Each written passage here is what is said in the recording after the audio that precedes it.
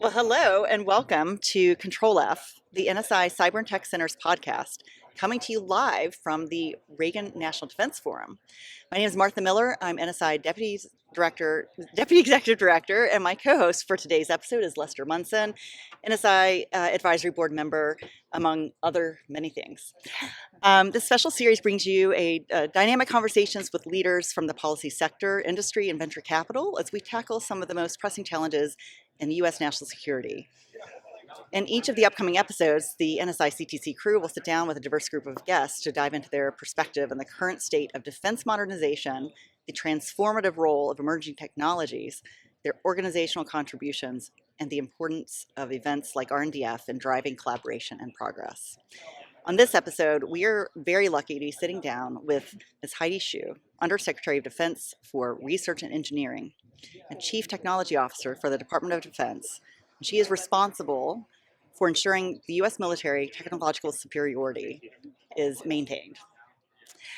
So with that, Ms. Shyu, as Undersecretary of Defense for Research and Engineering, you're at the forefront of ensuring our military's technical superiority. Can you start by sharing how you see the role of research and engineering in driving defense modernization and maintaining a competitive edge? I would say research engineering has a predominant role in focusing exactly on what you're talking about. Our job is to identify where are the critical technologies we need to focus on and how do we accelerate these critical technologies into prototypes, right? And into experimentation to understand the technical maturity of these products via what we call the technology readiness experimentation. And then we go to the next step.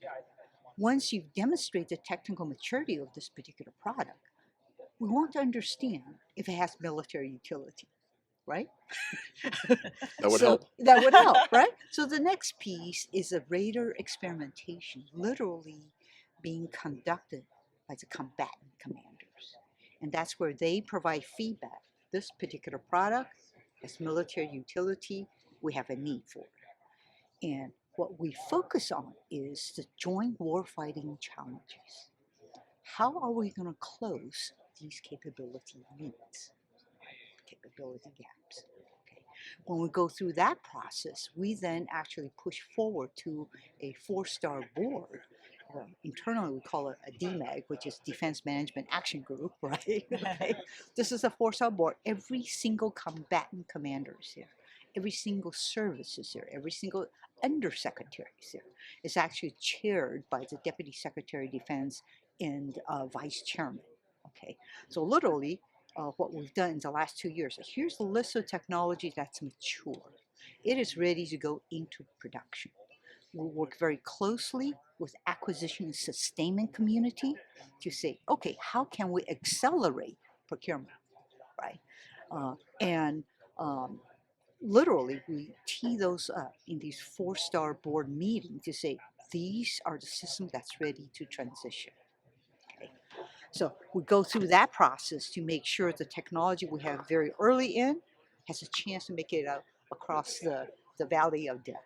I'll say the other thing that we Ms. Shyu, can I interrupt you for 1 second? Can you explain to our listeners what the Valley of Death is? Oh, okay. Yeah, there's actually multiple valleys of death. Yes. But the biggest valley of death is a company may take their internal research and development money, develop a prototype, right? And they're hoping the customer is going to buy this, right? And help to provide additional funding to get it into production. Okay. That is traditionally the biggest valley of death. You have a prototype, the services say, hey, this is pretty cool. I'd like to have it. Let me put it in my budget. We have a 2-year POM process. That means this year I am planning for 2 years down the line, all the budgeting decisions, right? So earliest you'll get money, 2 to 3 years. So now you have the valley of death. Right? So what we try to do via what we call the app fit money, accelerate procurement, fielding of innovative technology, long acronym. But what that is procurement money. And it is helping small businesses to literally bridge the valley of death. That Well, 2 to 3 year period before they can get to procurement. exactly. Yep. They've got, they can't, a small business can't say, hurry up and sit there and just wait, twiddle your thumb and wait for a contract to drop in 3 years' time. You'll die, right? You'll die on the vine. So our job is figure out what are these critical companies that's developing critical capability, the services and the combatant commander need. We can accelerate by giving them this type of money. So we've gone through 3 years of funding, right? First year 100 million, second year 150 million, third year's 300 million. We're about ready to come to the matter of fact, today there's an announcement for 5 more companies receiving some 25 early budget. Okay, so it's very, very exciting because if you look across what we have done to date, that means 46 companies would have received about $590 million. For a small company, that is huge.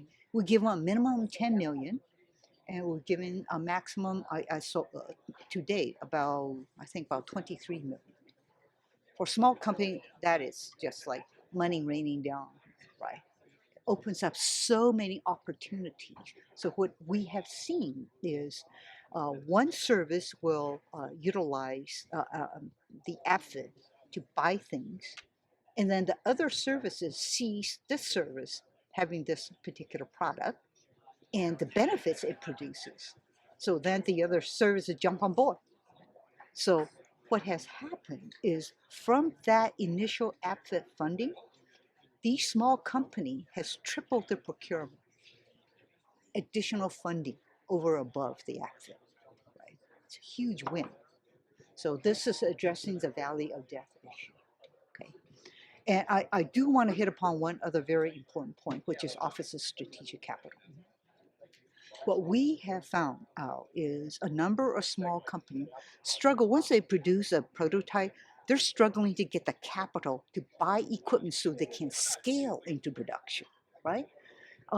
Well, if you're a small company, you don't have a whole lot of revenue yet, banks consider you high risk, right? So they're reluctant to give you a loan. And if they do give you a loan, you have 3 years to pay back, right? That's very hard for a small company because your revenue is just starting to grow. So Office of Strategic Capital has ability to give you guaranteed loan with much, much longer pay. You can pay back in 10 years instead of 3 years, right? Huge for small companies. Actually engaged with 3 different companies just this week who are eagerly waiting to submit their proposals. And the proposals opening up January 2nd. Okay. And our plan is, give you a month to write your proposals. We'll review it, narrow that down to the most relevant to national security, right? And then we will go through a phase 2. They'll submit the details of the actual needs and scaling up in manufacturing. And then we plan to award by summertime. So it's very quick for the DoD to do that, right? And I can tell you, there's so many small companies that can't wait, right? Do you have an example, like a real world example of one of these projects that have kind of gone all the way through the system to being implemented and getting to procurement and has made a difference either on the battlefield or in some other important process for the department? Quite a few. We may be here the rest of the afternoon. Excellent. We're ready. Okay. I will just start out, give you one example. Okay. There was a commercial company that actually had a product, a plasma, be able to remove paint utilizing plasma. Right? And this particular product could reduce the amount of time the Navy spends in removing corrosion, paint on their ships. The ships get stuck on dock for a long, long time because it's so labor intensive to remove paint, get rid of the corrosion. Well, that one simple system reduced the amount of time by 94%. Oh my God. Wow. There we go. And I use that at how my much? house. Yes. How long did it take before to do that? Like from the prior to like how much time did that save? Oh God, like I said, 94% of the Uh-huh. time. Yeah. So before they were using a device that you could only use for 20 minutes because it was so loud. So you can't use it health-wise for longer than 20 minutes. Okay. This, you can just use it all day long. Oh wow. Okay. So this is just one example. Now you have significantly reduced your maintenance, right? Which means your ships could be out on patrol as opposed to sitting on dry dock, right? Okay, that's just one example of the 46, right? By the way, what's also exciting about that is because, like I said, once they start, the Navy start using it, the Army saw it, the Marines saw it, the Air Force saw it, they're all still buying it. That's the multiplier, Yeah. okay, in quantity, okay? So that's just one example. Great. Okay. Mhm. Well, so Do, oh do you no, want you go more ahead. examples? Sure. Sure. Yes. Yeah, Okay, okay. yeah, that was fantastic. So the other things that we have enabled is there was a 2 years ago a small company designed uh, next generation goggles. Okay, and it was higher resolution, right, and lighter weight. Think about the special forces guy who have to wear those goggles. They want something lighter weight and higher resolution, Mhm. right? So this small company was like, hey, this is awesome. Let's fund this company. And otherwise, they had to wait 2 years to get money. That's the gap, right? That's another example. We have funded companies that build UAVs, Mhm. unmanned surface vehicles, um, anti-jam antennas. Okay, um, just a few examples. So otherwise, I'm going to go on for too long. Well, those are very exciting examples, and it's certainly examples of things that anybody could relate to. Um, it's interesting. Here we are at RNDF, and they conduct a survey every year. I don't know if you had a chance to read through the survey. You've had many other things on your plate, like this important technology for our military. But one thing that struck me is, they did ask respondents to rate the United States as, best in the world or one of the best, or not, and a super majority of Americans who were surveyed did view us as the best in the world technologically in satellites and rockets, artificial intelligence, and computer and cellular technologies and robotics. So, you know, I guess one thing I'm wondering is, number one, are the survey participants correct? And two, like, are we still the best in, technologically? And how do we ensure that we remain so if we are? Yeah, so that's a great question. Okay, so obviously I have 14 critical technology areas that I identified 3 years ago, right? And finally published that. So what we do, we track very closely these 14 critical technology area, what our adversaries do. I receive intel briefings on these 14 critical technology area. So some areas we're ahead in terms of innovation. There are some areas we are behind. Okay, so it's just fact of life, right? But I will say, in terms of innovation, there is no shortage of innovation. I mean, the U.S., in my mind, is one of the most innovative countries in this world. Okay, and really helping these innovative companies to understand DoD and bring their technological prowess, turn it into a product. I'll give you another example. I can't say the name of the company. Okay, there's a company that developed an amazing waveform. So I visited the company. I just said, we don't buy waveforms. We buy products. Like we buy a radio, right? Yeah. So you need to figure out how to integrate your waveform into a product that we can buy, right? And you can partner. There's a number of radio companies. So literally, we invited a small company. They say, come to Indiana, when we have our T-Rex experimentations ongoing. Okay, they showed up, and when I went to visit them on the VIP day, they were so excited, ran up to me. Oh, thank you so much for inviting me to this event. We decided to team with Company X. We are porting our waveform into the Company X's radio. I said, awesome, right? That's just one example. Another example, a larger commercial company decided, I think we want to get back into DoD. Okay. They spend their own internal research and development money, build a product. And they came and briefed us on what their product is. I say, we received 10 bajillion briefings, right? Everybody claiming it's best thing since sliced bread. So do you mind if we test it out? Right? Just take a look. And they said, absolutely, they will love to give it to us, have us test it out and provide feedback to them. So we did that. We took it out to Camp Atterbury, test it out. We provide feedback. Say, hey, this is very creative. Can you add X, Y, and Z into your product? They say, absolutely. They spend their own money on IRAD, add the additional features and capability into the product. 4 months later, came back again. And we tested and say, this is awesome, but buy 100. Wow. There we go. Right?